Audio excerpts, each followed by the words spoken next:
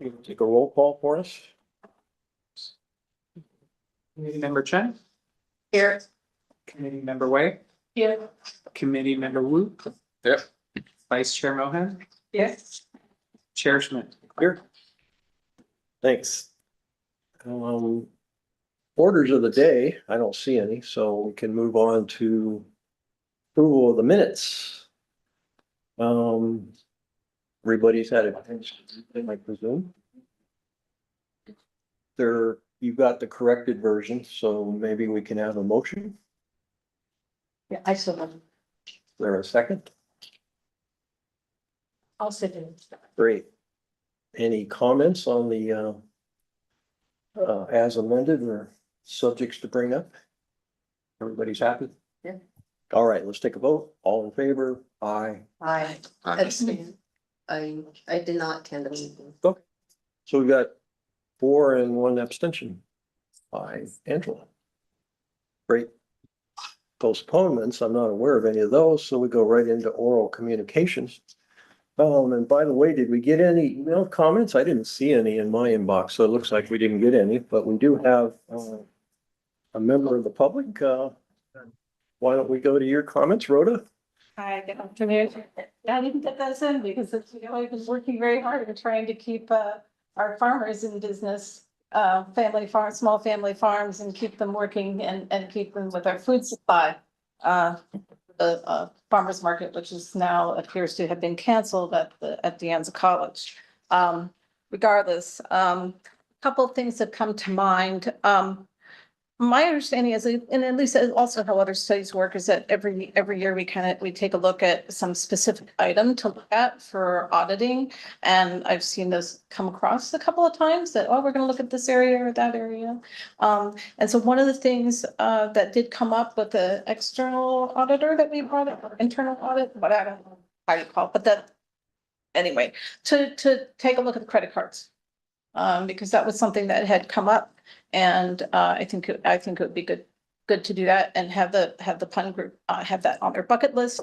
The other thing I wanted to address was the issue of the ACFR being late because our debt it look like bonds, but they're called certificates of participation, do require that it does get in. That's an agreement that was made. There is a note up there that is expected. This is on the federal website, called Emma. That said, yeah, when it was going to come in, but it's still late. So I think it would be good to have another notice up there. And the other thing that I've been wondering about, which I hadn't seen in the ACFR, was it seems to me that there's definitely that our city has a material change in its debt worthiness. And it seems to me that there should be a notice on that as well. Finally, the other thing I'd like to see, having read the comments made by the I guess it was a defense attorney for the $800,000 or so embezzlement, was that apparently in the past there had been this routine of internal controls coming up multiple times from the external auditors. And of course, I don't know whether that's the case. That's what the defense claims, right?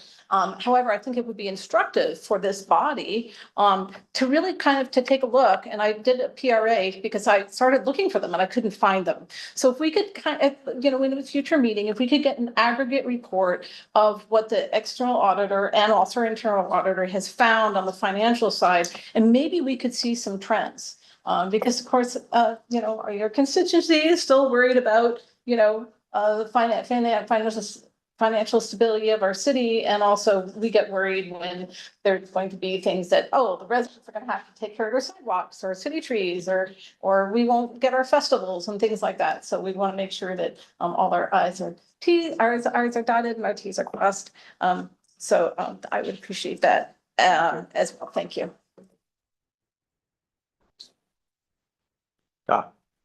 Thanks, Rhoda. Great.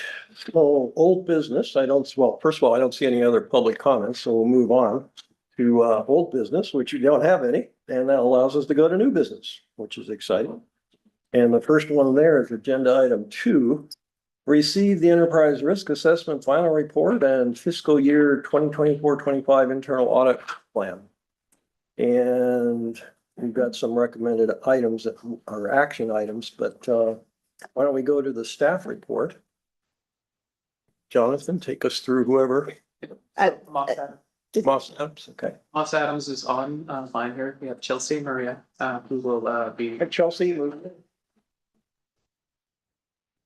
Hi, everyone. Thank you so much for having us present on the enterprise risk assessment. My name's Maria Stroth. I'm a manager here at Moss Adams, and I led the enterprise risk assessment for this year. Chelsea, would you be able to share your screen for me on that? I'm having a little trouble with the technology side of things for that. No worries. Thank you.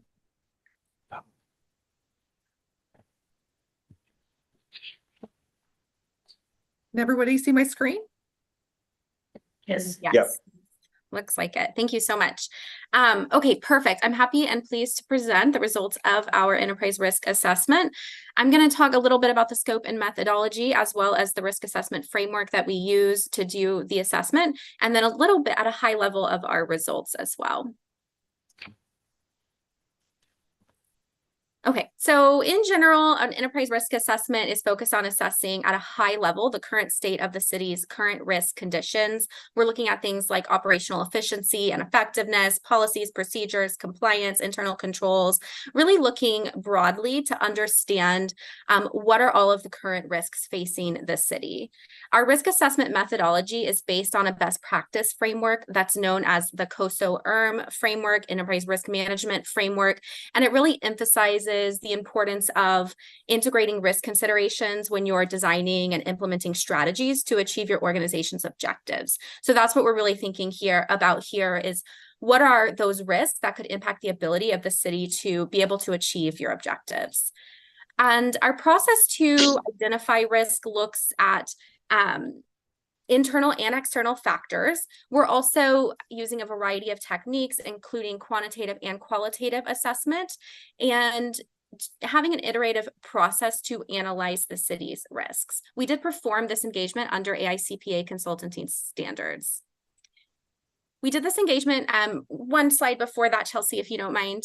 Thank you so much. We followed 4 phases for this project for our methodology. We had our planning phase, our fact-finding phase, analysis, and reporting. Essentially, what we did was we collected quite a lot of documents from the city to understand the city's current risk environment. We also held interviews with members of management and city leadership to really understand what the perceptions of risk are at the city. And we conducted an all-staff survey to solicit additional insights into the risk environment. We used that information to do our risk assessment, which I'll talk about that framework here on the next slide. And then we, of course, put it into the report, which we're sharing with you today. So this is our risk assessment framework. And for each of the risk categories assessed, you'll see in the report that we looked at these 4 categories. So we looked at impact. What is the impact of a risk occurring? The likelihood or probability that the risk is occurring in the city, the preparedness level of the city. So how prepared is the city to mitigate risk in each of the areas? And then the trajectory of the risk. So is the risk level increasing, staying the same, or decreasing at this point in time? We use a calculation based on those 4 areas to develop the overall risk level for each of the risk categories. And then we also provide risk mitigation strategies as well. So for this risk assessment, we evaluated 19 categories of risk that collectively comprise operations across the organization. I'm not going to go over each area individually, but I do want to talk about some key themes and takeaways in the following slides, especially for the highest and the moderate to high risk areas, which are the city's highest priorities. I also want to share that compared to 2020, the 2024 risk assessment results do show that the risk environment has changed. So we saw about 40% have remained flat in their risk rating, and about 30% have increased, and about 30% have decreased. And increased risk ratings are largely driven by the change in the city's financial situation, while decreased risk is due to the city's efforts in intervening years to deploy risk mitigation strategies, which has included areas of risk through the enterprise leadership assessment, the budget review that was done, capital program improvements, and the procurement operational review. So efforts to reduce risk do result in improvements, which is great. It's not possible to completely eliminate risk, and it is common to have a risk environment that is changing in a similar way to Cupertino's. And while some areas of risk are increasing, decreasing, and some are staying the same, this is common in the industry. And due to a variety of factors that impact the city's risk environment. So things like external factors, emerging risks, the complexity of the risk environment overall, and also limited resources.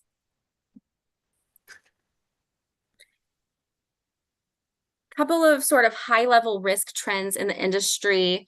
So financial stability is an area of significant risk for many cities. Many cities are navigating complex financial challenges due to a variety of reasons, things like inflation, the end of COVID-19 grant funds, and also just general economic instability. Funding and economics is similarly the highest risk area for Cupertino based on our assessment, largely due to the revenue shortfall resulting from the recent audit from the California Department of Tax and Fee Administration, which we'll talk a little bit more on a later slide.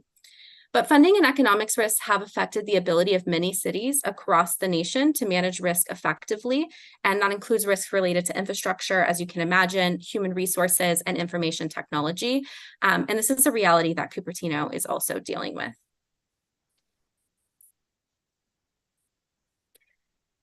The city of Cupertino has many commendable and effective practices that we did identify through this risk assessment and that contribute to effective risk mitigation.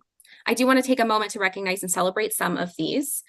So the city's policy and procedure environment has improved since 2020.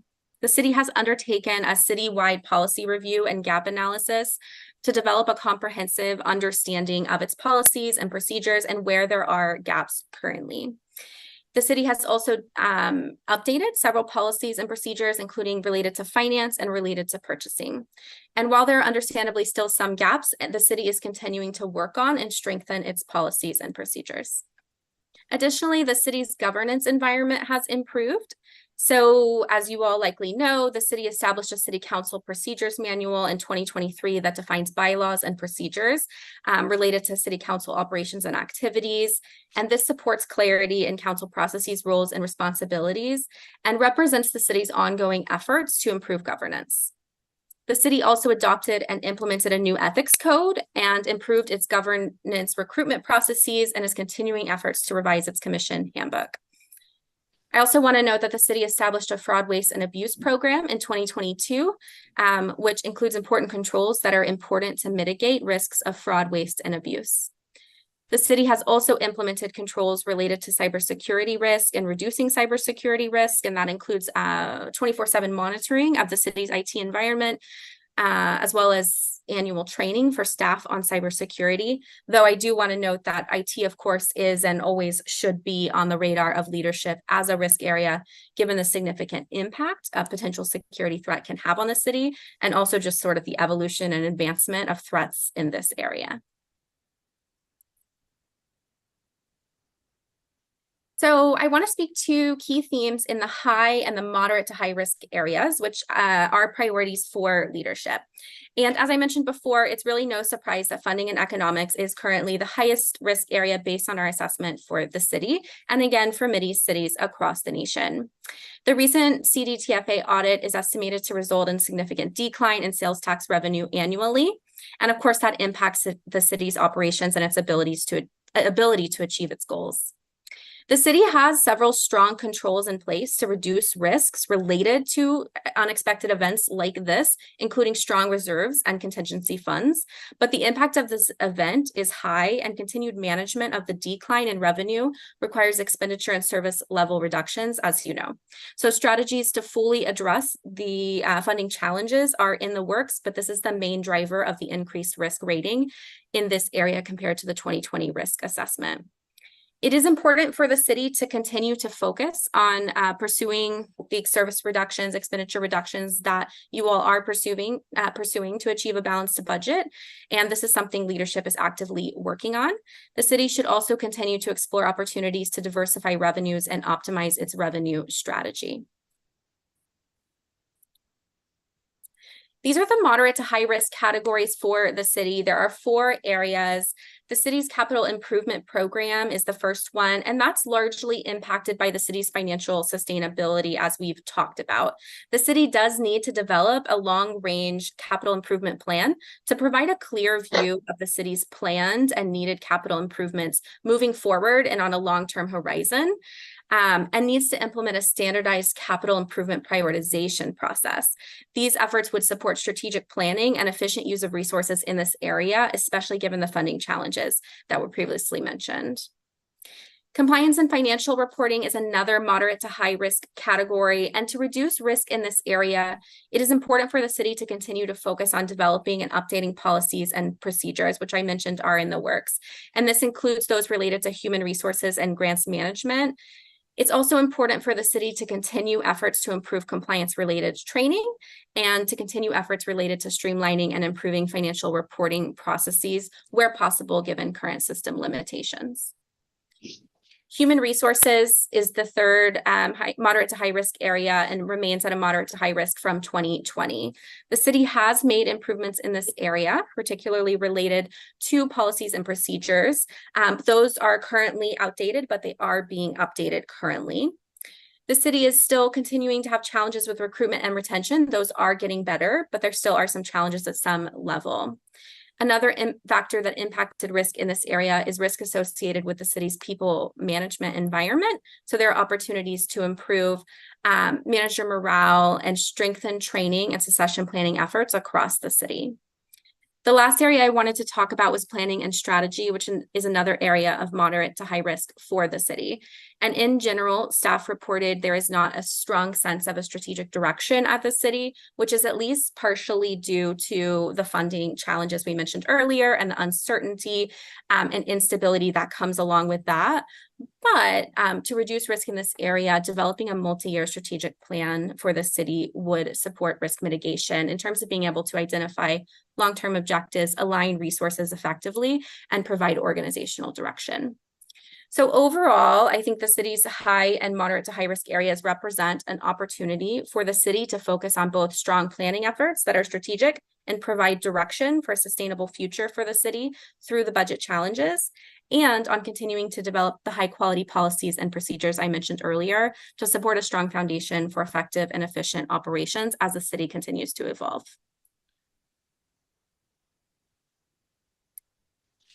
And that concludes my presentation, but I'm happy to take any questions. Jonathan, do you want to go to your staff report or should we just go right to questions? Go right into questions. Super. Just for reference, it was Thomas who composed the Thomas and our budget. Gotcha. Okay. Hung, did I see you had a question, clarifying question?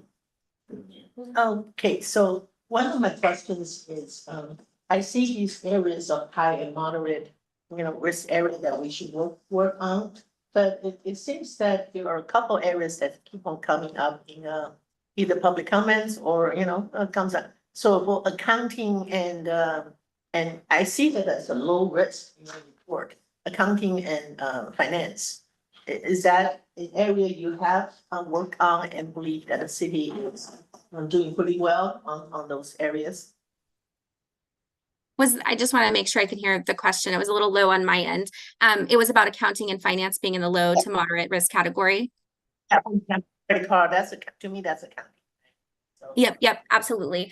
So we did note a lot of improvement there, especially so the city did update its policies and procedures in 2023 around accounting and financial processes. So that included things like capital assets, budgeting, cash receipts, cash handling, and also procurement cards.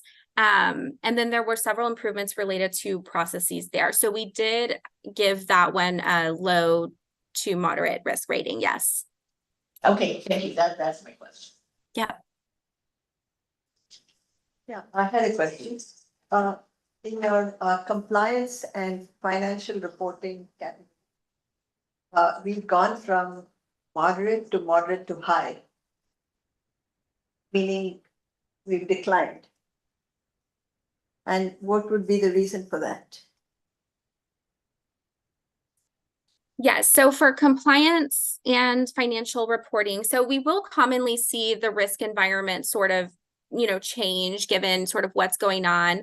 And I would say that the risk here is driven by the need to continue to update policies and procedures. So those policies and procedures in this area are really outdated. They really need to be updated, and they really contribute to an increased risk in this area. Also, there's limited compliance related training in some areas. So that's an opportunity for the city to improve. And then again, opportunities to improve processes, streamline and improve processes. And then given the city's sort of financial situation, some of that with improving processes relies on getting, improved systems, right? Which is more challenging in the environment.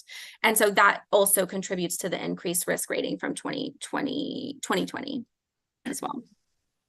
Okay, so it's not the compliance itself, but the policies around compliance?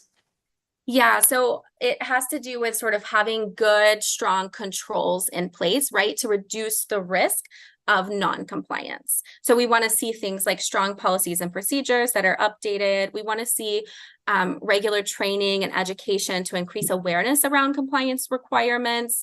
We want to see things like strong systems and processes that support compliance in a kind of automated and streamlined way. So that's where you start to see a higher risk area, is when those controls could be strengthened. Okay, thank you. Sure. I have a quick, maybe context history question. Is this report issued every 4 years? The last version was from 2020. Yeah, so we typically would do a triennial enterprise risk assessment. So we would do it every 3 years. We did start at the really tail end of 2023 here. And so it ends up being every 3 to 4 years. But yes, that's generally about how often we would do this for a local government. Got it. And what is that in between period? Like, how do we communicate, like, if trends are changing in terms of risk? Yeah, that's such a good question. We definitely, risk management, enterprise risk management is something that should be an ongoing conversation. And we should be kind of looking as a leadership and management team at risks and how they're changing over time. The enterprise risk assessment is sort of a point in time assessment every around 3 years that can really pull everything together and give us that, okay, how have things gone in the last 3 years and where are we now?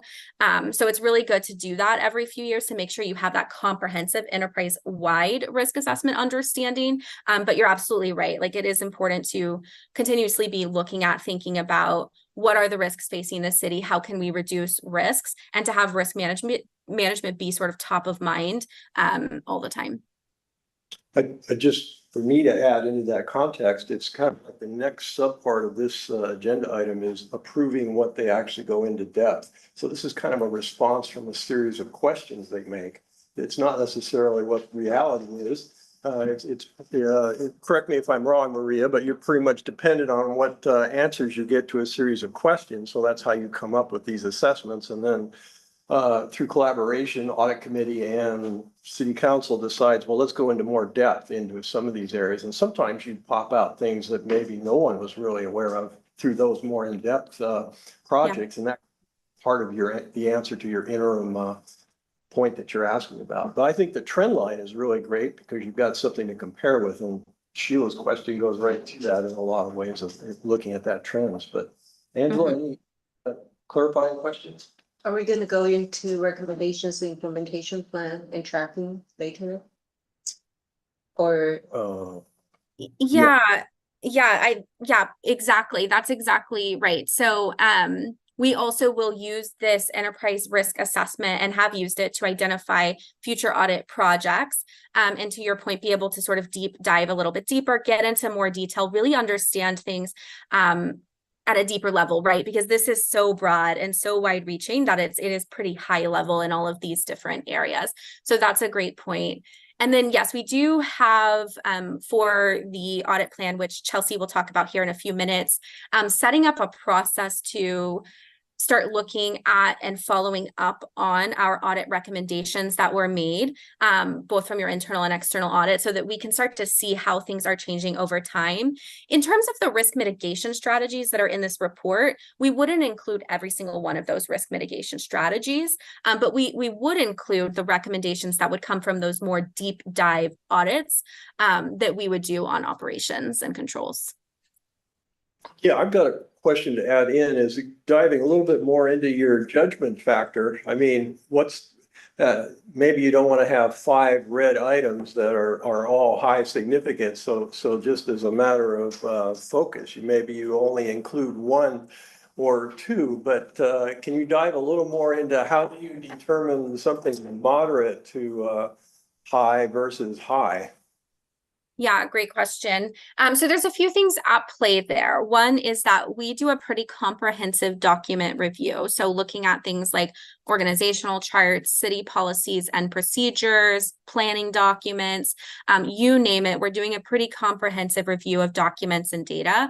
We're also doing interviews, to your point, with management to really understand what are the risks that management is aware of in each of these different areas. And so those are really important pieces of information that inform our ability to come up with a risk rating. And then I also want to note, so for each risk level, so to come up with a high risk level, for example, we're going to look at those 4 categories. So we're going to rate on a scale of like 1 to 5, for example, what is the impact of this risk on the city, given the conditions that we see based on our analysis? What is the impact of that risk? We're also looking at the likelihood. So what is the probability that that risk is occurring currently? The preparedness level. So how prepared is the city?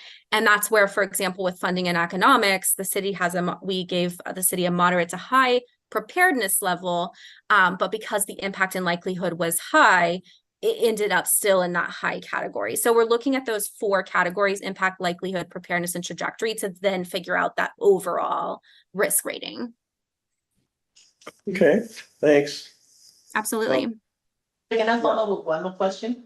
Sure. So with Company Wu's question, so for every 3 to 4 years, you do the risk assessment. It's a point in time, but in between, because of the risk factors, the staff and the city will work on the points, so that when you come back in 3 to 4 years, you can do another comparison. Like this one, you compare with our 2020 risk assessment. So it's, if I describe it as, it's a point in time, but it's a continual progress. Is that a pretty good description of it? Yes. Yep. Absolutely. Well, I did want to separate so we have enough time to talk about the actual audit plan for the coming year, but I think we might want to separate these 2 into action items. I don't know if we're at the point, Jonathan, we've all read the staff report, so maybe we've got that input. So maybe we could break this into bite-sized bits and accept the enterprise risk assessment report, and with a recommendation to forward it to city council as it is, if everybody's in agreement with that approach. Or Jonathan's gonna modify maybe. I believe you need to have public comment first. That's a great point. So if I break this into 2, then we'd have 2 different public comments. I guess, okay, so why don't I modify my thought?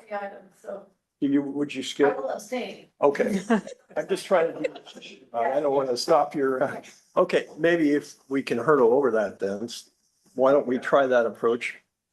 If everybody's in agreement. So we have a motion on this first subpart action item. So moved. All right, Angela, we've got a movement. Who's seconding? I'll second. Sheila the second. Okay, great. Any more discussion, or we're all happy? Let's take a vote. All in favor, aye. Aye. Okay, there are no others, so it's unanimous. Great. So why don't we move to the second part? And again, I don't want to report the staff report, which I think is a big element, but maybe Chelsea or Maria or both of you want to jump into the second part. Absolutely. I will get us started. Bear with me as I'm on one screen today, so I'm trying to get Yeah. 1 second here. Let's see. Here. All right, can you all see my my screen now? Yeah, Wonderful, wonderful. Well, we really teed up. Thank you so much, Maria, for going over this, talking to you all about, the enterprise risk assessment. And I think after you learn about what we're proposing for today, you'll really see how the two are very well aligned and integrated. But first I wanted to talk about, so what is the internal audit, designation? What do we do for the city? And so, the city did retain Moss Adams to serve as the designated internal audit. And really our projects are going to go into some major areas: risks, internal controls, making sure that both areas are both efficient and effective. So processes are efficient and effective. We'll also help, identify best practices for the city in these areas. We'll many times benchmark those best practices, as well as looking at making sure that the city is in compliance. It's really important to understand that our work is always done under industry standards. So we've listed out some industry standards that you will usually see in our work. And when we read our reports and whatnot, we also list those standards. But really, so we are kind of the middleman and help make sure that everyone is running efficiently and effectively. So we talk to management, we go back and forth. We always want to make sure that management and our stance are, aligned, or they understand why we might have a stance. So that really is, that third line of defense when looking at the city. But we also speak to you all. So, we report to you all. We make sure that you understand the different types of reports. And if, there's ever an area where, for example, there needed to be a fraud, waste, and abuse case come up to you all, you guys, we would report those to you if it came to that, if it was necessary. So really, we are that third man and kind of the middle man between the two. It's really healthy, especially for local governments, to have that internal audit function. And I think it's especially great to have a third party, because we can offer you so many different expertise than just like one person per se at, being the internal audit function. So going into those questions that you had asked Maria earlier was great. So what are our program inputs? And we really do lean on that enterprise risk assessment. So enterprise assessments really do help shape the overall audit programs from year to year. But there's other things as well. So, employees and residents, speaking would definitely, help us if we think that, there's grant management or cash management, for instance, is like going down the drain one year, that could definitely sway our program. So it's not always the enterprise risk assessment that's going to be the driving factor, but it is a definite help for us when we're going through the enterprise or going through the internal audit program. And then looking at those opportunities. So our internal audit program will always be looking at risks, controls, that compliance and performance aspect of, city processes. And then I think the last really important thing to talk about is tracking and reporting. And this is a really strong factor that you want to rely on your internal audit program for. We're giving the city findings as well as recommendations on how to, eliminate those findings. We also are the middleman for the fraud, waste, and abuse hotline. So any hotline report that comes to the city, we are also reviewing and talking with management, when necessary, about what needs to happen, what, next steps could be, or if the internal audit program needs to come in and help.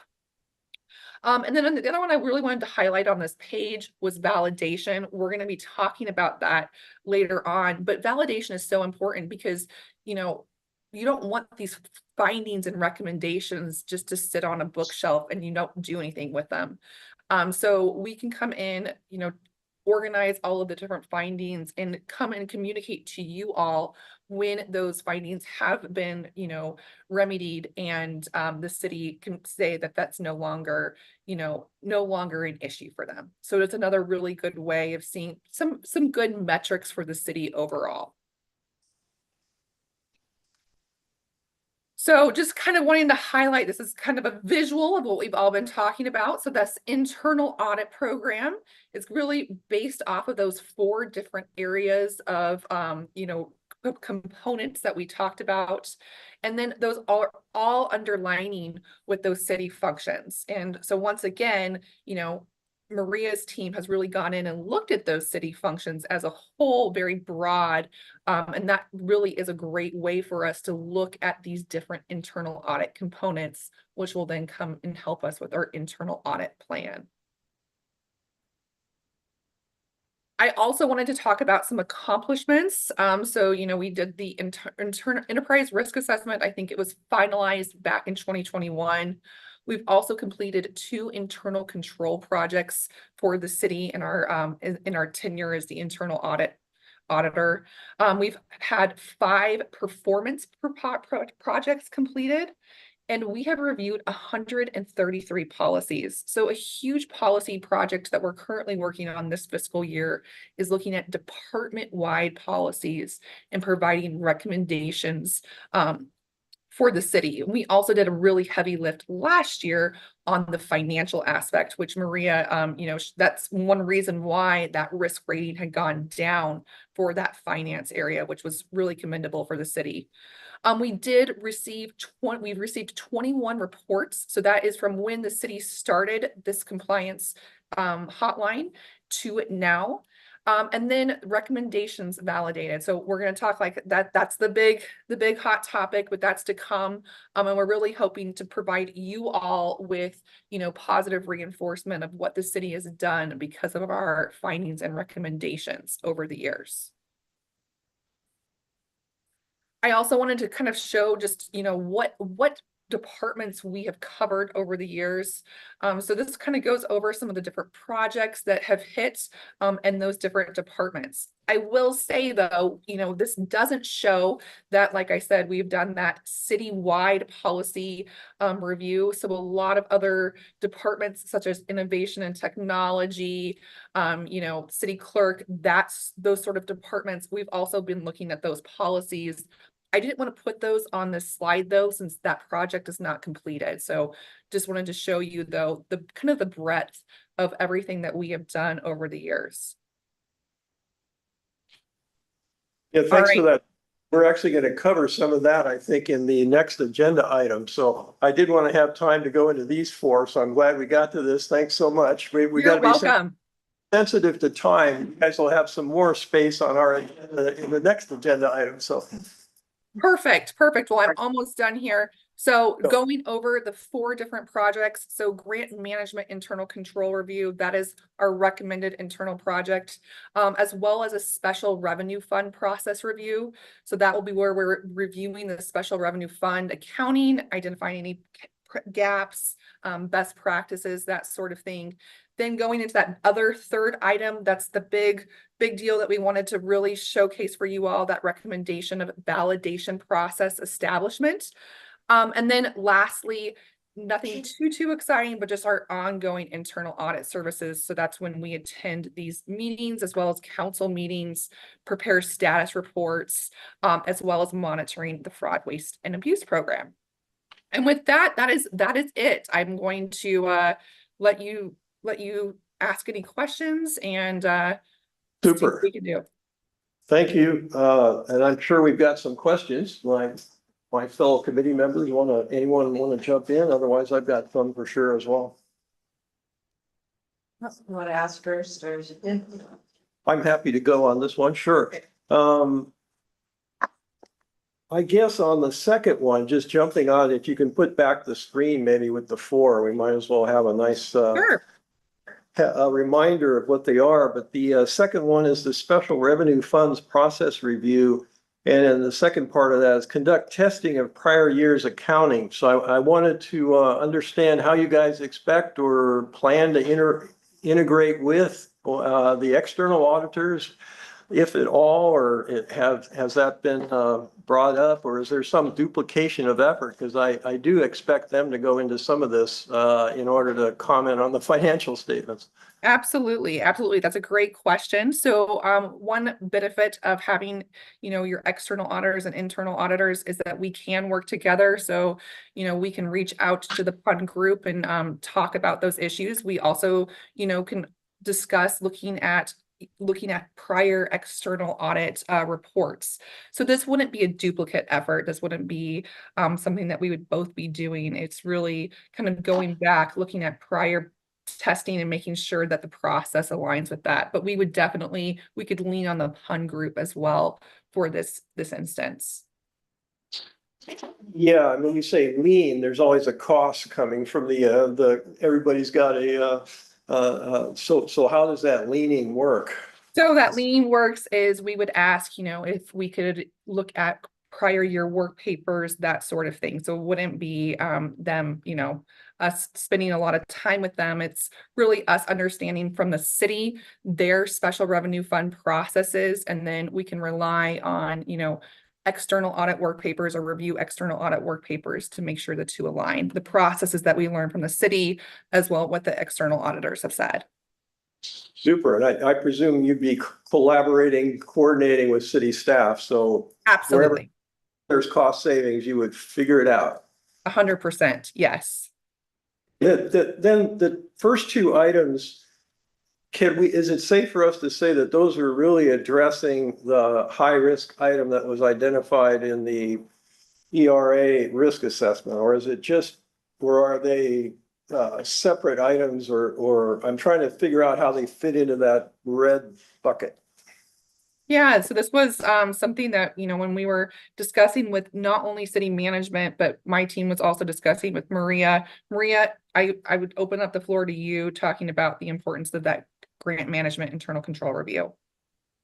Absolutely. Yes, that's all that I was going to add is that really that grants management internal controls review came directly out of one of the moderate to high risk areas that we saw in the enterprise risk assessment. And that's just a place where there's opportunity for the city to really think about how to improve the controls in that area to reduce risk. And again, a moderate to high risk area. So it made sense to get it on the audit plan.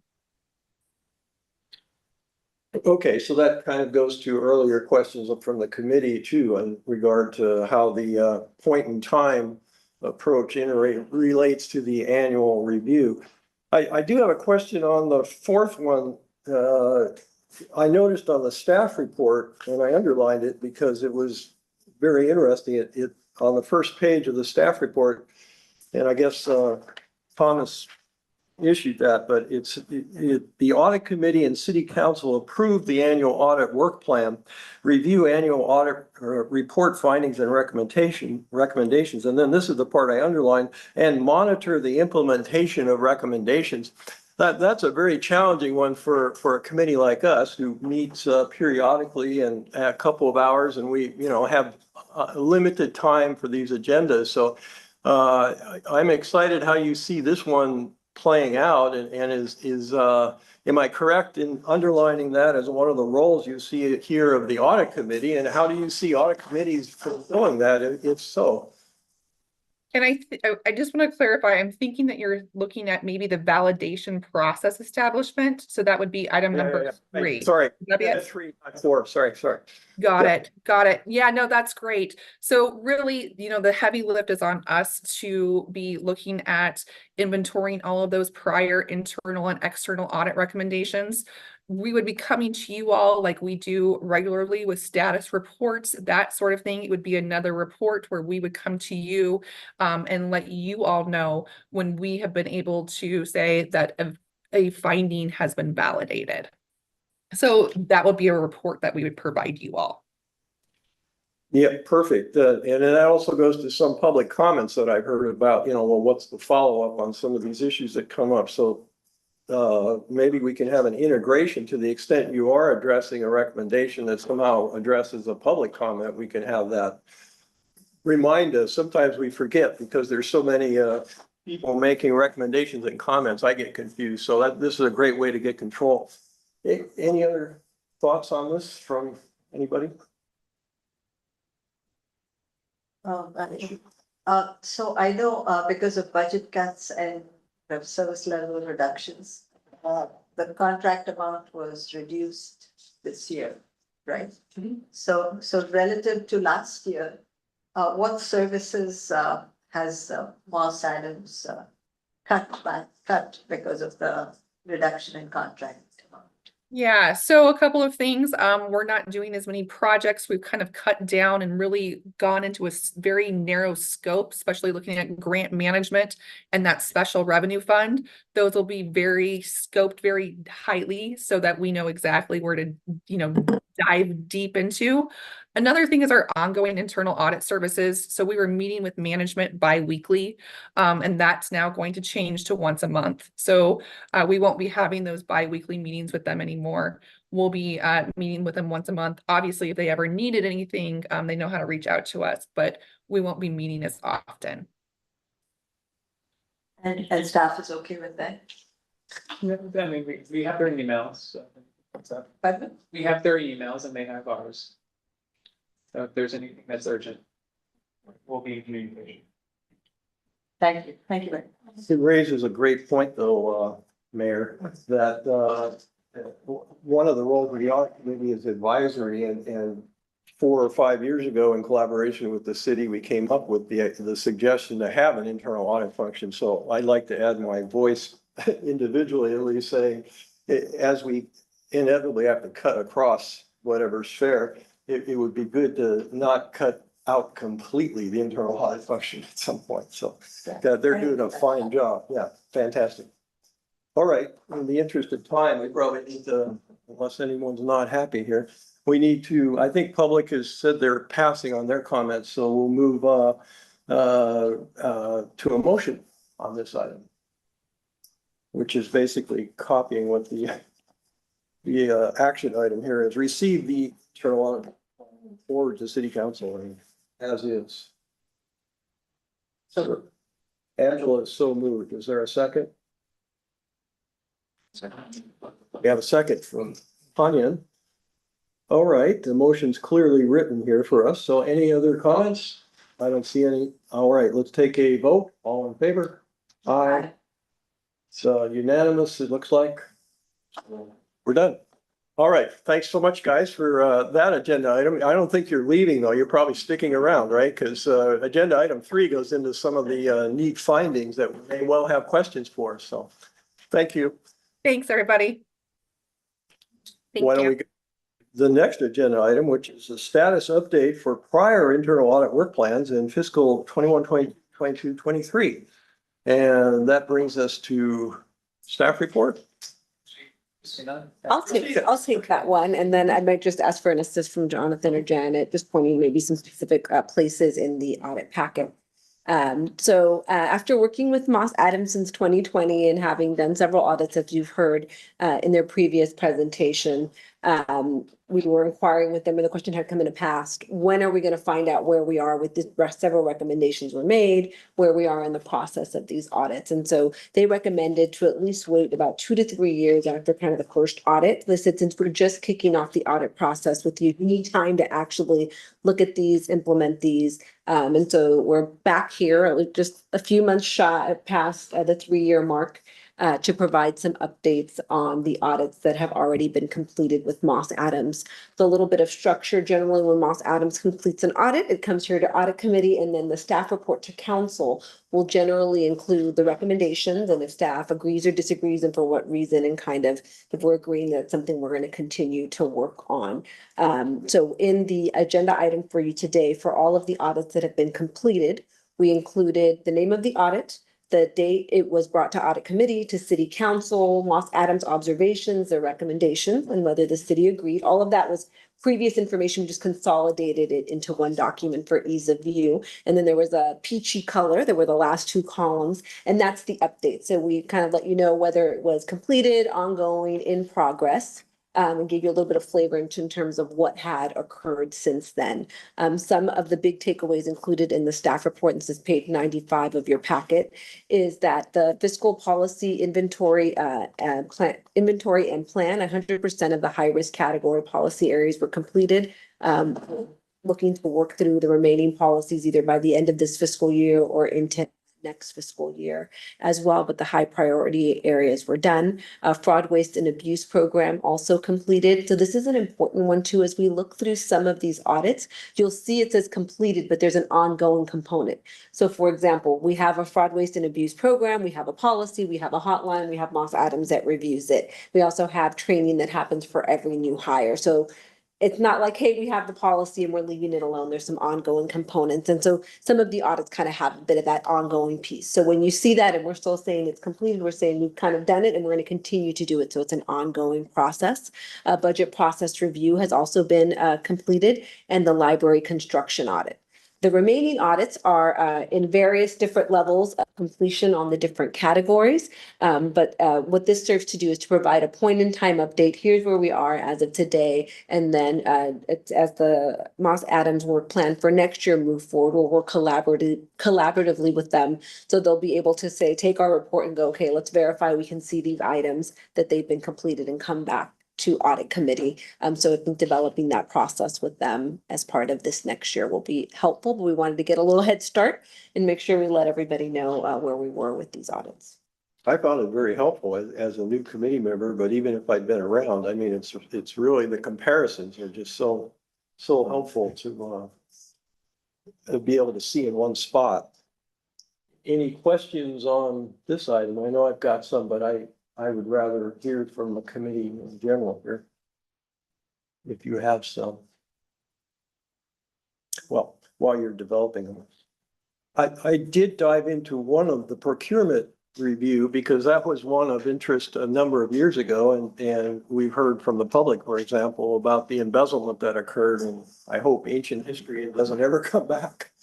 But one of the reasons that I found this interesting was that's one of the in progress elements, still some of the findings, and one of it midway down the page, explore and implement modern procurement processes and supporting technologies. And so the staff response was, there's been some progress on the website, but the one that stuck out to me is April 1/25, and enterprise resource planning efficiencies are targeted.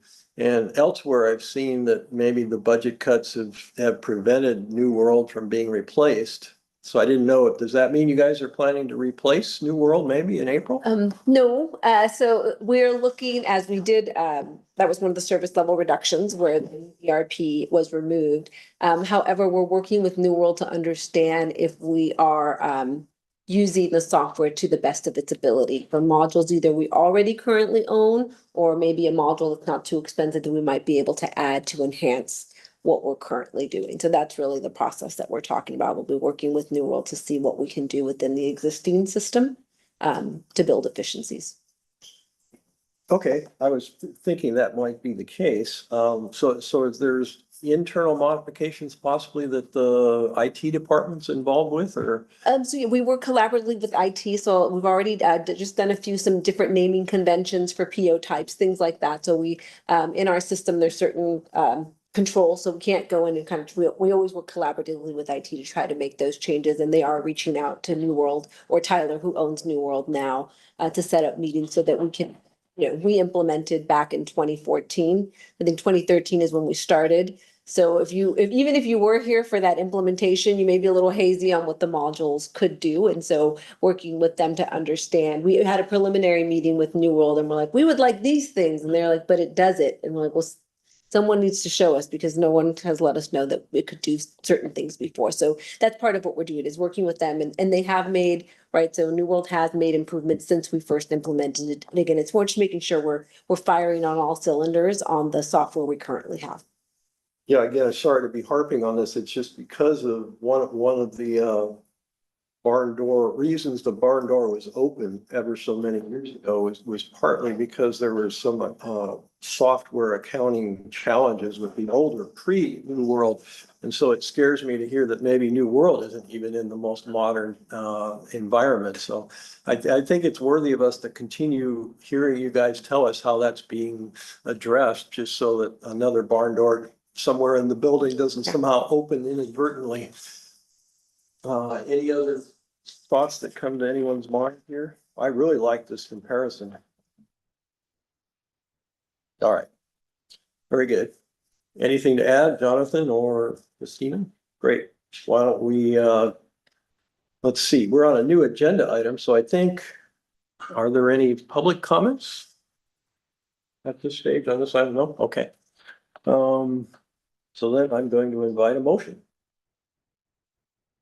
I move that we receive the staff report for prior internal audit work plans.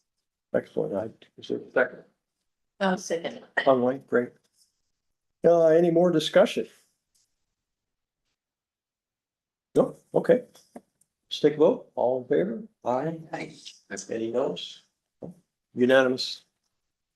Great, it's making huge progress. So it turns out, internal audit team, you didn't have a lot of questions, so you've already left maybe.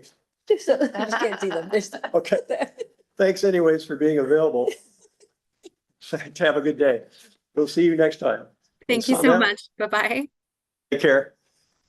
So we'll move on to agenda item 4, which is reviewing the draft ACFR and supplemental reports memo, although I'm not sure I saw that, but is there a staff report or are we going right to TPG? So the memo was just that, what we drafted that accompanied the draft financials and that financial section, but we can go ahead and start on and discuss the timing and what we can expect in the coming days. So back in April, as we last met, and kind of explained that the actual was a bit late, more so late this time than past years, due to a handful of variables. One being it started late. So as you know, the Pine Group is it's their first year auditing the city's financials. So that process, the start of interim work later, typically you want to see it kind of start in June. And for this year's ACFR, it didn't start till August, so it's not to the fault of the Pun Group. It was just the timing of executing that contract and getting them on board. And then also with a new auditor, there is a bit of a handoff between the old auditor and the current auditor, and so that does take some time. Yeah, and then so apart from them getting acquainted with the financials, I was also new, so understanding what bits of information I needed to be informed of before opining or making assertions. Welcome, everybody, by the way. So with that said, there was a few new items that and I included in our memo. New this year, we have gas B96. So that was quite a task for staff to compile all of our subscriptions and assess whether they meet the criteria. And that did take quite a few months to compile, review, and we used a third party to software to get that process. And so that was quite a bit of a task for staff.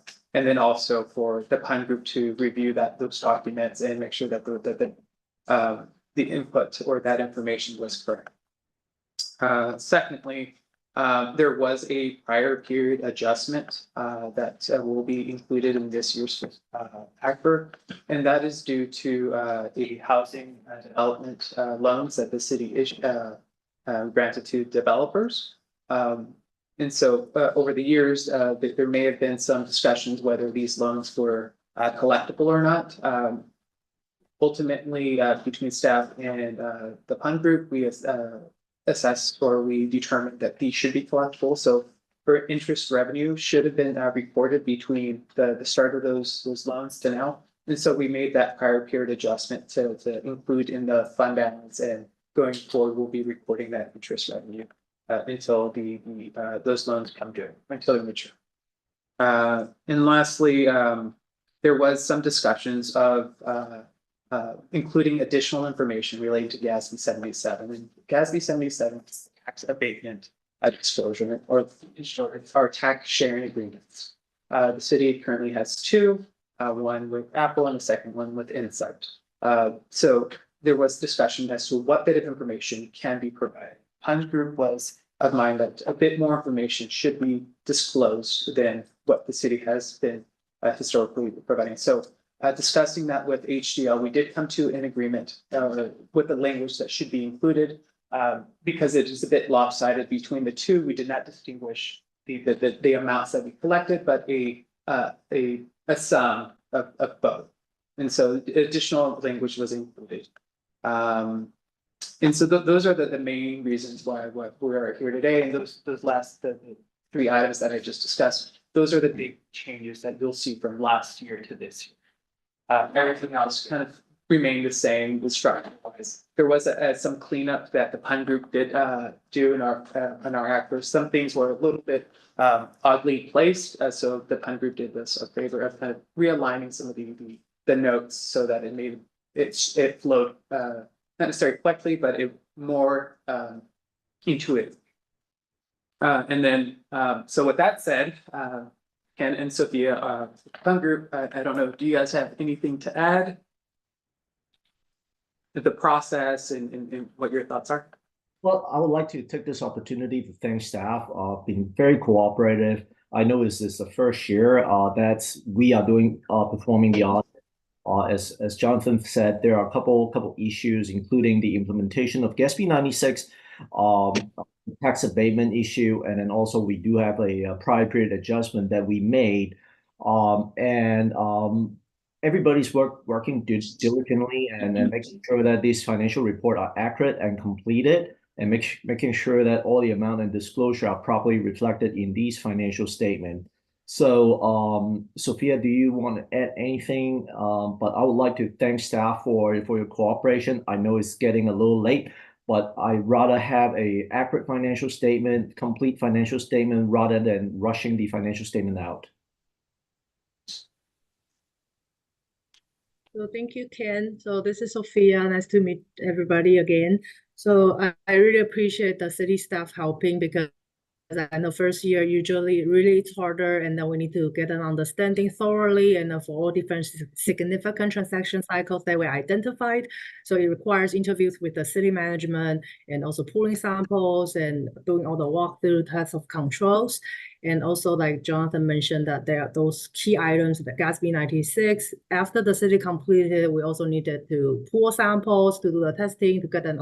So of course, we first of all get an understanding how the implementation was done, and then pulling samples to make sure that we're comfortable with the implementation. So it does take some time, and but again, the city management has been really cooperative and then accommodating all of our requests. So like Ken mentioned, we do understand it's a little bit late, but we do really want to make sure the financial is accurate, and then so we have a better starting for next year.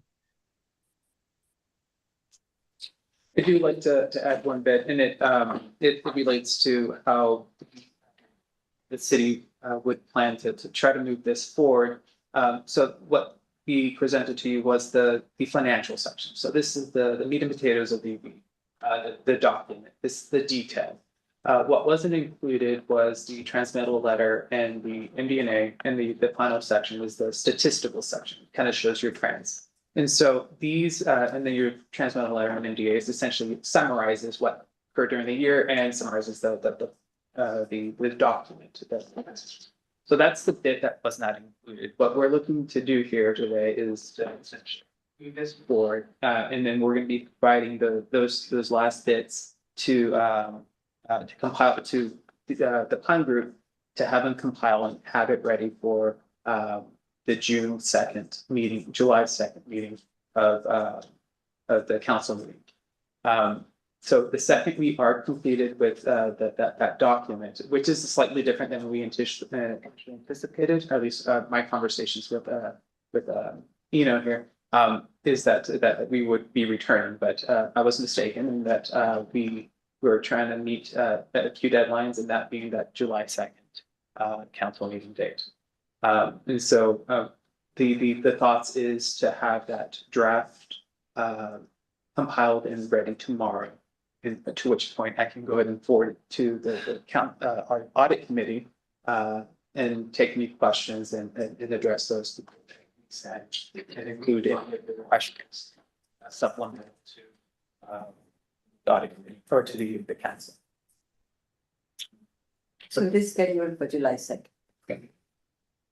I guess as a personal reaction, it is one of the key roles of the audit committee to look at the ACFR. So I do like to have a hand in it, but I understand because it's late. We certainly don't want to be slowing it down by, and unfortunately we couldn't get it at this meeting, I guess. So. How many years does it go back to? Last fiscal year, so it begins July 1st, 2022 and ends June 30th, 2023. So it is a year in arrears. And typically, once the city has a well-running process, you can see these typically brought to council in a meeting in December, sometimes in January.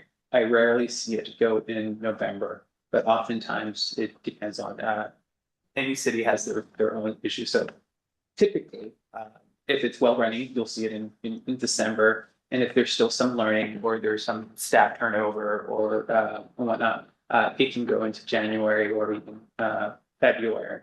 But because there was quite a bit of change for us, it did take a bit longer. So maybe as a follow-up on my observation, maybe our Q&A now can be sufficiently broad on at least the issues you've helped focus us on, that we don't need to assemble and we can still, I guess you guys have looked at whatever the internal, we miss our one item here of reviewing the ACFR, but we are reviewing it by individual, but we don't get the benefit of our minds, but I'm certainly okay with that as an unusual circumstance, assuming city staff is saying this is the best way to proceed. It's not ideal, but it's what the situation we're currently in. Thoughts? And the expectation is the next one will be ready in November. Yes, November. Like We'll the probably have a audit. draft, yeah, for the act, yeah, so the actor will be ready for the audit committee in November, early December. For your review, and then we'll have a special meeting in December to go over that. And then likely that it wouldn't be presented to council's first council meeting in January. And usually it's in draft form, so we have the ability to provide input, and one of my items for input separately is on the couple of these items that I guess we can register here and see what the sense is of our committee. But right now we're at the clarifying question element of this, and we'll move to public comment, and then we'll come up with an agenda or a motion, I guess. So I'm sort of helping myself think through how this all works, but as clarifying questions, I guess on the there's two of them that I'm particularly interested in. The 96, I understand you guys had a heck of a lot of work to do, but I'm relying on external audit and the diligence of you guys, but the other two are pretty interesting for different reasons. So taking the easier one, the prior period adjustment, in some sense, it's almost like a search for unrecorded loans that turns out.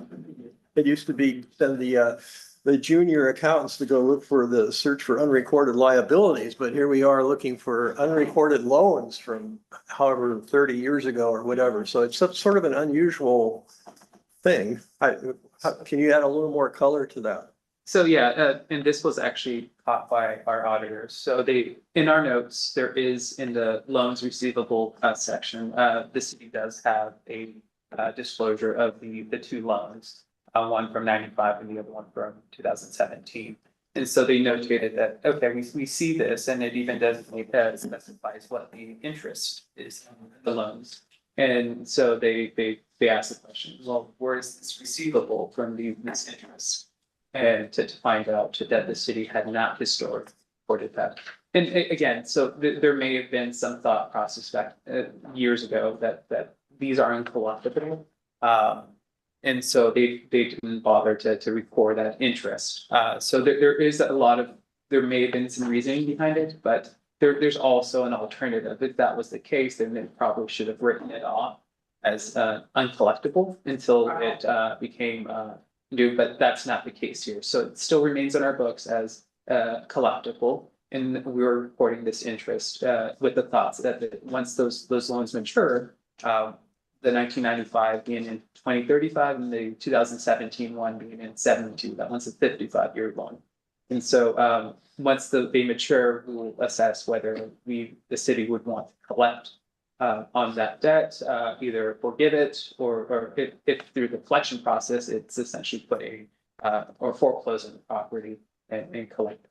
And so that's a question for down the line. So and that's 10 years from now. So there is no rush to find resolution what the city's planning on doing with it. It's just at this point, we need to record the accounting portion. So I guess my question, since we have the fund group here, what's the likelihood there's any other loans of this nature? I imagine once you found a couple, you immediately said, well, are there any more? Yeah, sure. So, yeah, I hear the question. It's a great question. So that's why I think usually we really look at the GL details, right? So we look at the GL detail to see if, of course, I know your concern will be what about the old loans in the past? But for current year, usually we will need to see GL details to see if you cut any checks to issue the loans. But of course, the prior year ones usually really from the minutes review or prior year auditors work paper review. But again, so again, I think we really cannot do 100% testing, right? Because we're only obtaining reasonable assurance. So maybe there's a likelihood out there. However, we do our professional skepticism and due diligence to look into the accounting records too.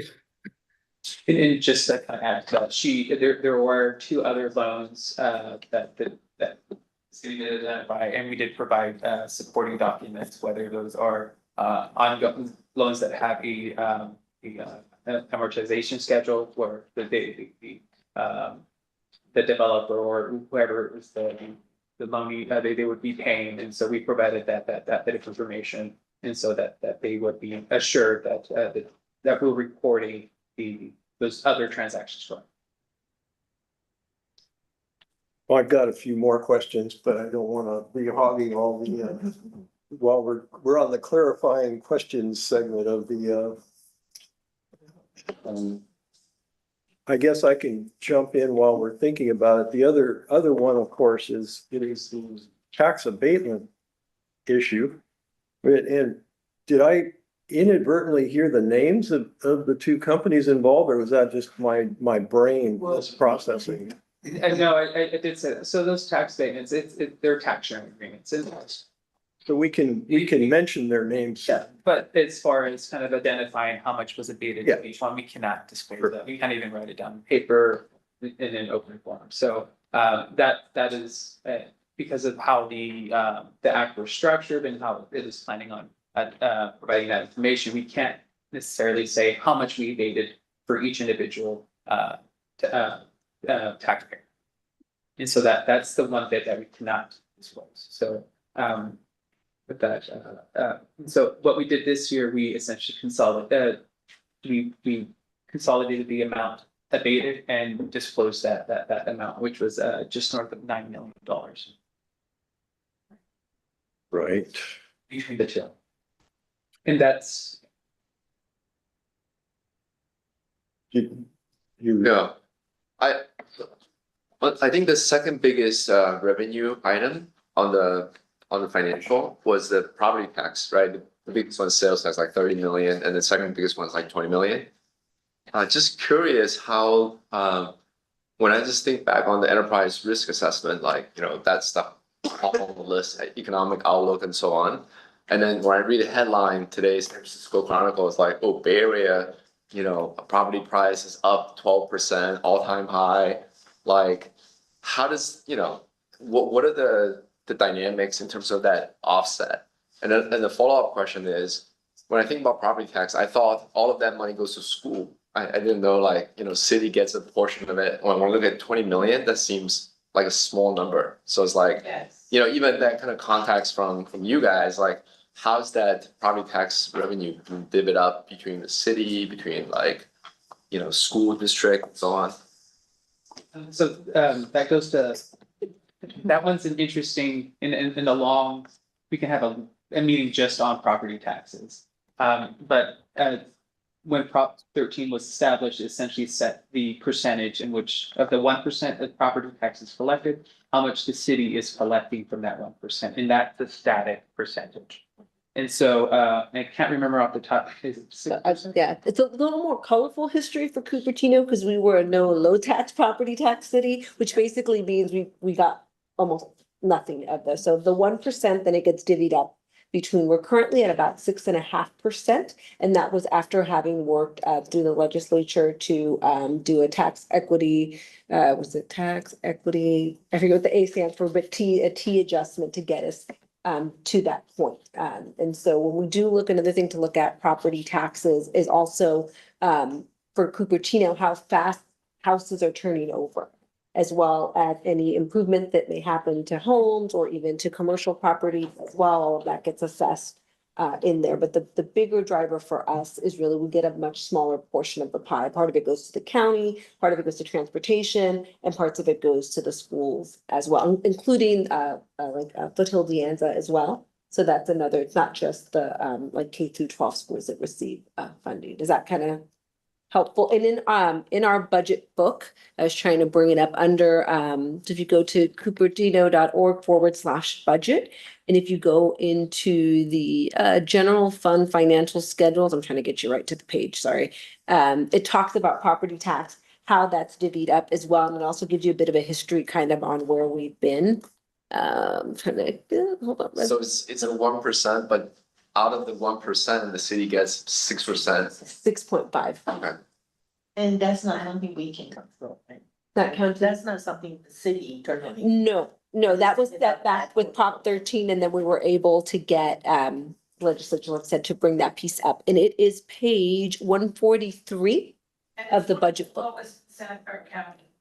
Yes. So yeah, like I said, the information is included in the budget page 143. You'll hear us talk about how that property tax dollar gets separated. Yeah, we get among the lowest of all the centers. Yeah, we're one of the lowest. That explains why we're heavily relying on the sales tax as a Yes. revenue source. So not necessarily, I think it's just how it worked out for the city. So like, it was purposefully, you want to have a nice balance between all your different revenue categories, right? Not putting all your eggs in one basket, so to speak. And I think that's just how it ended up, that maybe it was because that number wasn't coming in as high. The city had to look to, different sources. In general, for cities, it's the sales tax that's the biggest revenue generator. Let me bring us back as a clarifying question again on the tax abatement disclosure, I guess, now that we've got that new footnote in the ACFR. I ended up not being an expert by any means on just about anything I think about it, but they're certainly not on what are proper disclosures. So I did go to the website, and congratulations, by the way, the city gets its award again for being an outstanding provider according to the GFOA, which is the Government Finance Office. Finance Officers Association. So it's all the cities get together and have these and come up with best practices. GFOA is national, and then CSMFO is California. Okay, well, at any rate, it's neat, and they've got a neat website, and so I pumped in tax abatement, and sure enough, they've got some guidance on GFOA, and it's a lot of guidance, actually. I compared to what I would have expected, but that's why I didn't know. So for all of us, Jonathan, you or Christina, you both know this better than I do, but I found it's much more that organization recommends is a lot more disclosure than what I was seeing. Correct me if I'm wrong, in the draft footnote, and we don't see the transmittal letter. So what extent can you guys add some color as to how you plan to maybe follow the GFOA guidance in your transmittal letter or? So I think, and please, correct me if I'm speaking out of turn, either Pun Group or Jonathan, is California has certain confidentiality statutes. So you talk about GFOA is the national body, right? So that there are some confidentiality statutes within sales tax in California. I don't know if those exist elsewhere. That would, looks like I'm getting head nods from Jonathan. Yeah. So it becomes a balancing act. So we do need to conform to GASB 77. But at the same time, GFOA, their best practices may include expanding on it. So if we're restricted within California of what we can disclose, you kind of have to find that balance. So the Pine Group did, like I said earlier, they met with us and with HDL, the city's sales tax consultants. And we came to the understanding what bits of information that we could disclose to meet the GASB 77 minimum requirements. And just for just to clarify, the city had included some language in previous ACFRs. And from understanding, the GFOA did not make a comment on that. So when we submitted those ACFRs, it did not say that we needed to expand on those disclosures. And they're probably aware that California has limited or restricts what bits information, sales tax information that we could include in the ACFR. So for that reason, I believe they request us or make that recommendation. So this may be, I mean, Ken or Sophia, any comments? Since we're at a loss, we don't actually have the draft language for the transmittal letter. But we will get it, I guess, over the next couple of weeks. With one of the things, or we're going to get it tomorrow, maybe. One of the things I'm going to focus on is what is that wording? Any color you guys can add? I mean, the GFOA is obviously pretty broad. I didn't realize that California is more restricted.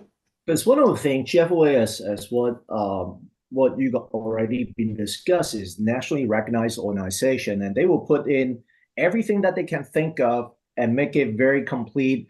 Okay. Sometimes less is more.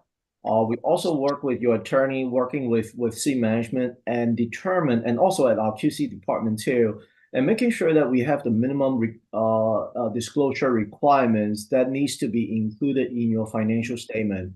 With the confidentiality agreement within the sales tax issue surrounding in California, that's why it's very important that we actually take into consideration making sure that we meet the minimum requirements. We also wanting to wait until next year when the GFOA came back with the comment. It would, like, based on our experience and also looking at the disclosure checklist, you do actually have the minimum requirements under the GASB 77 disclosure.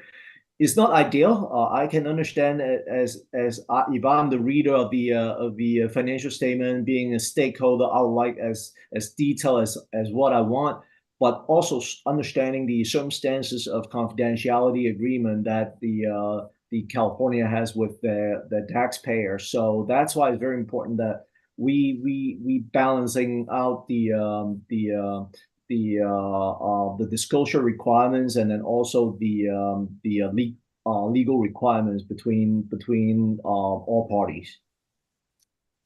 Great, thanks.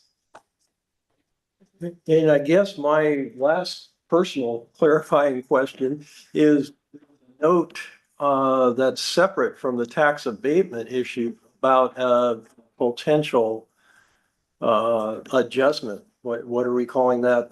An asserted claim. Unasserted claim that I guess you're comfortable that it's a separate disclosure from this tax abatement. And there's some, to me, in my mind, I sort of get these issues mixed up. So can you clarify a little bit more color why that's a separate disclosure?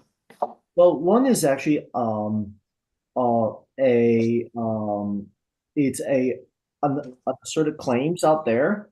So that's why it's not really a tax abatement as of this point. This is really a separate issue that the city has it with the taxpayer.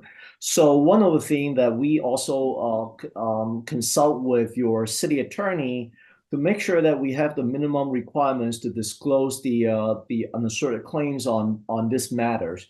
So that's why we put in a short and sweet unasserted claims disclosure under Note 12 to make sure that there's a contingency out there. Is not a lot like based on your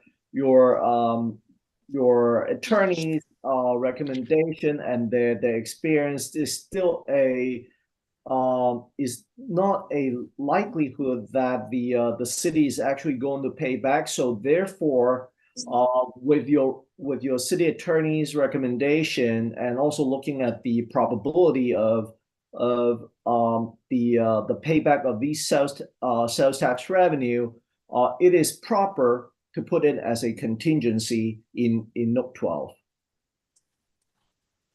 This is not to say that you know what direction the CDKF audit is going to go. So this is more of, we need to disclose that it is out there, it's pending, but it's does not warrant us to make drastic changes to the city's financials with it still being unknown. Because if we were to make those changes in fiscal year 22-23, to find out at a later date that it's favorable for the city, then you're gonna have to do this reverse. And so to avoid that, it's best to just include it in based off all the information that we currently have, just include it as a note disclosure.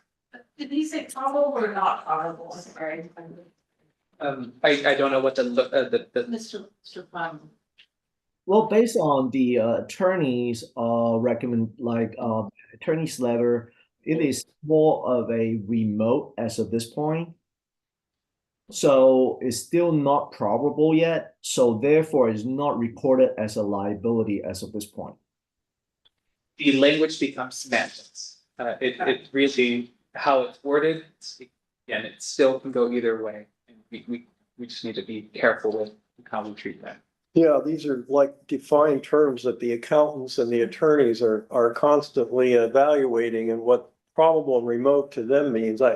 Just as a layman, if there's a negotiation or litigation going on, you certainly as a defendant don't want to say, well, we give up, it's probable or whatever. So there, but anyway, okay, any other clarifying questions? I do have one. Super Angela. Reading the financials, I noticed that unassigned fund balance of $71 million. Did I read it correctly? Is that what we used to address the 23-24 structure and deficit? Part of that's being used for that, and I do believe, Yeah, so so a large portion of that went to help fund the committed reserve, the 56.5 million, that's now 74.5 million. So it was a large, we brought down our economic uncertainty reserve to align with our new budget numbers. And then we also did away, there was a CIP reserve, which you can see in the financials, and then unassigned, and that's what helped build the new committed reserve. So but that happened this fiscal year, Right. not in the one that we're reviewing. Oh, yeah, Yeah. okay, thank you. Why don't we move on right now for any public comments? Any? I notified, and I have a number of jumbled public comments. With respect to the tax agreement, when I looked at it in the ACFR, it looks like a tax consulting agreement, but we're not seeing any tax consulting going on with it or reports of tax consulting. So it's still seems a little odd. Another thing that I brought in front of this body before is my concern about it appears that it was a application of about $10 million of income from Apple that went toward sales tax income in 2020. And I've validated that through looking at the sales tax data from the state and also the payments back to the so-called consultants. So I'm concerned about that because it's going to kind of skew our understanding of the trends of what the sales tax revenue has been. Another issue that has come up in our city councils in the past has been that Apple has provided a donation, quote unquote, to the city for, and for additional police services for policing or sheriff's department. And, really what they're doing is paying for extra sheriffs, and I think it needs to be accounted properly. Our former assistant, city manager had talked about kind of cleaning up that language. Haven't seen it. Want to make sure that it's properly accounted for in our accounting issues. With respect to funds, I'd like to see, the last time I looked at the ACFR, I haven't looked at it recently, it seemed like the, BMR fees, the mitigation fees were kind of combined with CDBG. And these really, I kind of see these as being two different planets. They reporting, requirements, particularly once we get to the AB 1600 report. And what has happened, as many of you know, is that some money for the BMR fund, which is below market rate housing fund, which is meant to go to below market housing, had been inadvertently used for other things. So that money has to be put back in, and how is that going to be accounted? And if these things are separated out, it's going to be easier to track.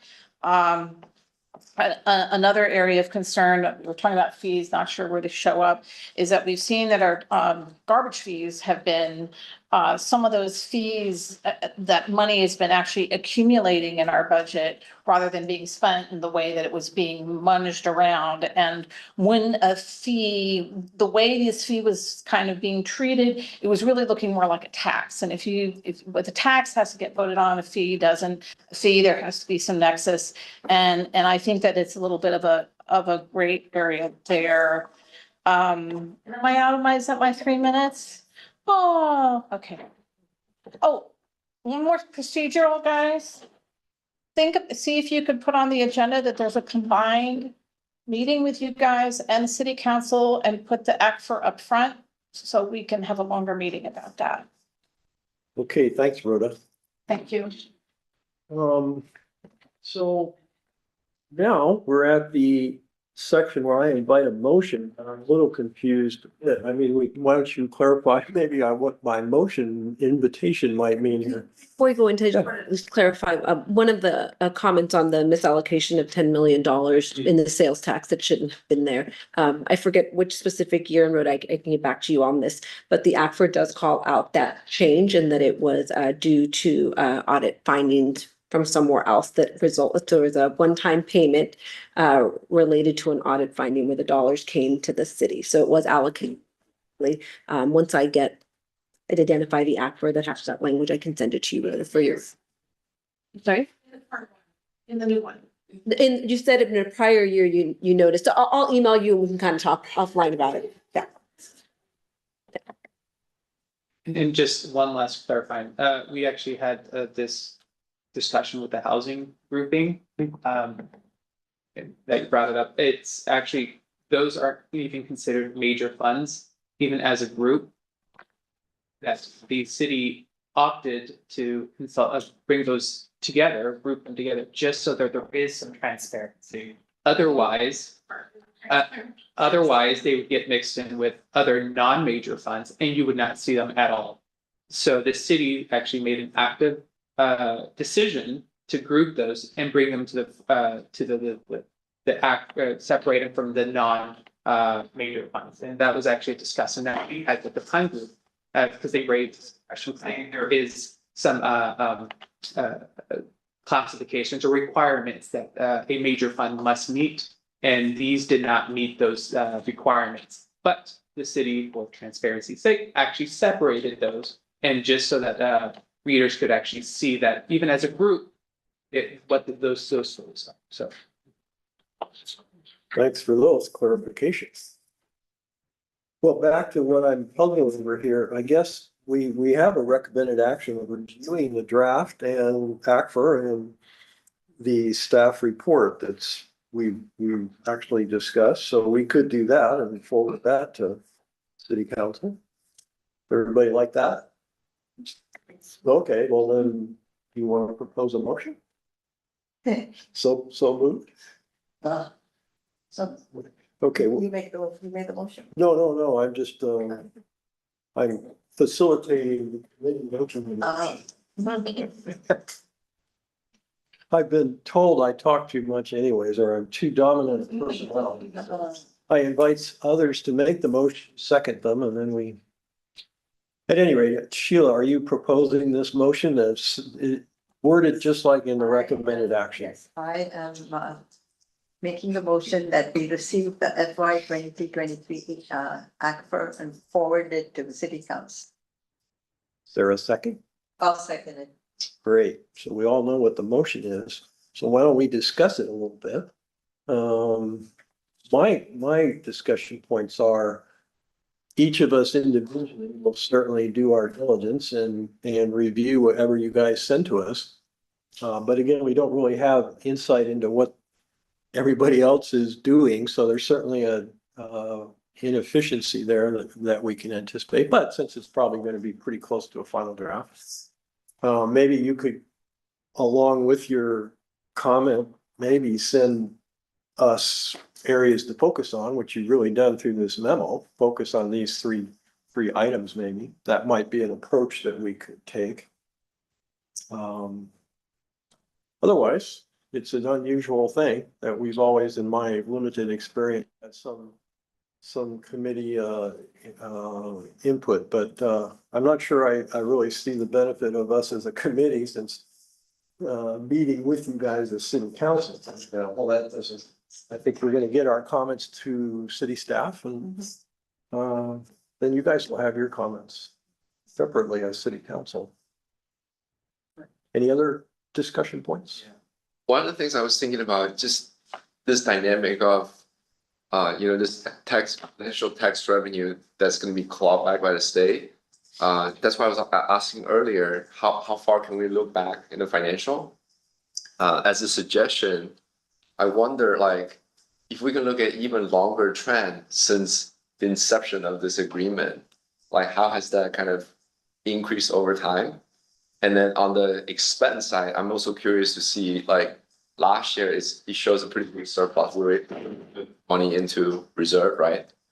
But like over time, what part of the expense has kept up, or have we been every year putting money into reserve? Right, then it's just almost kind of. So if that is something you wanted to look at as part of our financial transparency portal OpenGov, so you go cupertino.org/OpenGov. We have going back to 2000, I think it's fiscal either 8, 9 or 9, 10. So you can see for the general fund expenses versus revenue to kind of see that. At that level of detail, that row level. So you detail? can go up until the account level. So you can Okay. look at specifically at a sales tax account if you wanted to look at that. So up to the account level, you'll be able to see it. I think the reason why I'm making that suggestion is just looking at that kind of in silo. Like I wasn't able to kind of, think about, okay, if we think about what are the areas that there's a risk to mitigate, like what has grown the most in terms of expenditure, along with that, a sales tax increase. You're raising all kinds of interesting issues. My observation might be that there's a obligation that we have as a committee to look at the budget format, and in some sense, that kind of comment's very helpful when we get around to if not having a subcommittee, maybe we can do it as a group, but. That's the first time I'm actually looking at a city, like local government's financial, like what I'm used to when I look at public companies, they show multi-year, like a couple of years. Yeah. Okay, like how does it trend over time? So actually, one part that will be included is the statistical section, and that includes 10-year trend. Okay. And so you'll be able to see some of that information there. And does it, the audit committee get a chance to look at the budget format at some point? The audit committee, yes. We do have that chance. The problem is, how do we work it in? One more special meeting off or subcommittees. I found that we've got so much regular, but maybe we don't. In the past, we had so much to do that it was very difficult to have a full meeting addressing the budget. So we did it through subcommittees or special meetings. So I'm perfectly open if you think we should be doing that down the road. In fact, that's the next agenda item that we might want to get on if you'd like, as our part of our work plan. But back to this, any other discussion on our motion? Everybody's good? All right, let's take a vote. All in favor? Any opposed? Nope, unanimous. Great. And again, thanks to the pun group and staff on a lot of moving parts this year from my experience. So great job in a difficult circumstance. Welcome aboard. And I hope you have an open line of communication to the extent something comes up and you need to reach us. I know in the past we've had like a closed door session with the auditors at times to, sometimes you guys have questions for us and sometimes we have questions for you, but we didn't really do that this time. And I'm not sure what the current standards are. So, you know, we're open to anything that you as a professional need to, reach out to me or I'm sure any individual here and we can, have a chat. I'm very pleased that I have nothing to report and have a private Great. communications because I think the overall professional relationship between ourselves and management has been really great. We have not identified any inappropriate activity that we need to call you directly and mention that to you. In Good. case that we do have any issue, then we certainly will reach out. And then also everything, we are still wrapping everything up and all of our communications to those charged with governance, which we determine the audit committee and the city council is defined as those charged with governance. We'll have our disclosure in there, and it's pretty standard and nothing unusual in those standards. That what I'm expecting to see that report. Yeah. Perfect. Thank you. All right. Thank you. Thank you. Have a good day. You too. Yeah. So now we move on to our last and exciting item, which is, although it's an informational item, I guess a lot of these are informational items, sorry.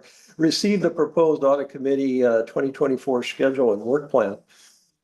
So everybody's had a chance to look at it. It hasn't really changed. Well, there it is. Actually, there is a change, so it was back and forth with staff as to how we were gonna be able to manage this. So as you can see here, the June 24th, which is today, actually does include the ACRA, which was included in that column next to this, right? One couple things that we'll be seeing in the next regular meeting is the AUPs. Which is the agreed upon procedures for the storm drain, the investment policy and the gallon limit. The gallon limit's already complete. They're just finishing up the last couple things for the investment policy storm drain. So those will be in draft form or they're actually finalized? Well, they're completed. They will be completed, but they're you know what? I think those will be complete because I don't think it necessitates a draft or an approval. That's what I recall too, just as a clarification. And then I guess our input to the interim audit might also occur at that meeting. If you'd like, we can include something in there that maybe I can pull the auditors back in and you can ask some questions and whatnot. If it's efficient, if you guys think it would work, it gives us some input and trying to get the report done by November, it might be good for us to confirm that they're on track because would hope that we don't repeat this kind of close to the July 2nd type of date. Great. And Sheila had raised the point about possibly where do we have the budget on there? I don't think we've actually had time to put it on there, Jonathan.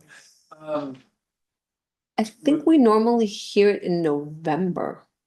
I want to say it's more in the fall because we want to get your feedback and then see what we can incorporate into the budget into the upcoming year. We can, But it's not. It's not there, so we need to add that. either a special meeting in November, December, or included in October. I don't know if I October's a think little too early. we discussed it in March, so I see it there for March budget format review, but I think we may need to come back to it. I don't remember. We discussed it in the sense of we were relying on previous audit committees. I think we gave all the information previous audit committees had given. So yeah, we probably need to bring it back. I don't know if July is maybe October so October or November. Wherever, if there's a preference for where it might go. Yeah, I mean, there's not much going on in the October meeting. If if, Thomas and Snow, you guys are okay with that? Yeah. You can do that and just limit the special meeting to the actor and any supplemental reports. Okay, so that's some So input. you added in. Yeah, we'll add that in. And so you'll see that on the next one. Anya, I hope you can come to that. You've got some great comments. So let's see. We're still on clarifying questions. I don't have any more. So we can do more later. We're right on time, so this is great. Public comments? Are you gonna pass? Oh, so this is the one. This is agenda 5, yeah. Right, put myself in the hot seat. Hot seat. Yeah, so somewhere in the report, I've seen that there's going to be maybe it was on the work plan, but I also like to see what the outcome has been when, we refied our debt in 2020 at the time. UFI hadn't done due diligence in making sure that our corporation, that our Cupertino Public Facilities Corporation, under which that occurs, had retained its tax exempt status. I don't know And if I so- necessarily include that here, but. That's what if we can have a FYI, we would report. have, we are in the process of issuing a memo once we have a little Okay, more information. So But for at the this work point, plan, there's- it would be, could we have a report back in this body? Yeah, that's all. Isn't that included in the act book? There is a section on the Public Facilities Corporation in the ACFR, but it does not touch to the status of the corporation and how it's regained its or in the process of regaining its tax exempt status. And so that is a multi-month process. We just recently reached out to our consultant or the attorneys who are leading that process, and there was nothing, we haven't heard back from from the IRS on it, so it's still a work in progress. And it does take several months to get just an answer on any kind of additional information that we may need, so. That one's still on hold. So, because this is for like future agendas, right? This. Yeah, but without having resolution, why are we gonna? You can't And it- agendize it, I okay. think also too, audit committee is limited in what they can discuss and what they have in the muni code for them to review. Okay. Thank you. Thanks, Rhoda. All right. We have any staff and committee reports? We've had a number already. I do want to add something, seeing that these reports are going to council, we will need a committee member present. I'm just gonna ask. Well, we've got 2 committee members that are likely to be present. Why don't we double your request? And so are you 2 comfortable? If you can. No? Okay, so what I'm gonna report on is that we have, as a committee, for the draft that we saw today, basically. Yeah. Okay, sure. And When's your meeting, there just so I for- can be? What's July 2nd, July 2nd? and it's Yeah, only it should work. if the council has questions. Okay. So That's if prefer to ask. Let me, it's not full, I think we'll know by 12 o'clock and we'll let you know. If it is, well, if it's full by 12 o'clock, we'll let you know that you're on the hook. And if not, Yeah. The pun intended there as well. yeah. I'll rely on you, but I'm available. I'm happy to come. Okay. I think you also have item at 5:30. Oh, we have the internal audit, the enterprise risk assessment and along with the fiscal year 25 audit. Yeah, the 3 different. Well, if we're gonna be that careful, every meeting we have these, which is similar. I mean, we're always accepting these things and forwarding them on. That's correct, but a lot of the quarterly and the things that you do go into informational memos. So they Ah. haven't been on the agenda Oh, proper. That's why we haven't asked you to come to some of the others. let's do some more of those. Okay, well, I'm available and we can certainly share the excitement of doing this around. I would totally be here if I'm not in Hawaii. Okay, very good. All right, on that happy note, we all want to be in Hawaii with you, but we're adjourned. Thanks, everybody. Thank you, Claire.